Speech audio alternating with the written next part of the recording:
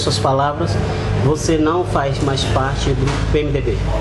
Não, pedi filiação hoje às 10 horas da manhã e estou livre para me filiar em qualquer... Eu fui escolhida dentro do PMDB pelos pré-candidatos a vereadores para ser a candidata do partido, mas senti dentro do partido que ele não tinha interesse em ter candidatura própria. Então eu mesma fui, marquei uma reunião e desfiz todos os procedimentos. Avisei o doutor Renato que não seria candidata do partido, até porque faltou interesse do partido. Não vi incentivo nenhum e me senti muito desprestigiada. Aí pedi a ele que não me tirasse da situação e que não era mais a candidata do partido.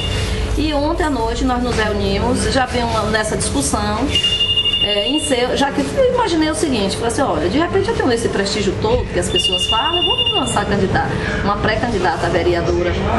Mas cheguei na reunião ontem e coloquei meu nome à disposição, mas houve uma resistência muito grande dos pré-candidatos que estavam lá, inclusive companheiros que votaram em mim para ser a candidata a prefeita, né? Então eles ficaram muito assim, assustados e também alguns foram deselegantes e eu não gosto de desagregar.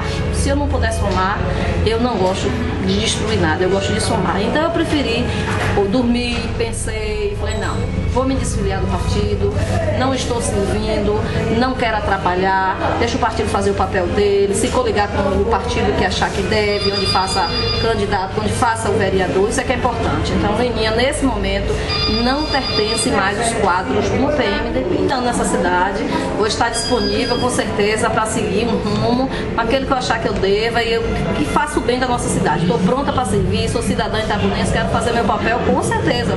Fica fora nenhum minuto. E o que o Renato acha disso?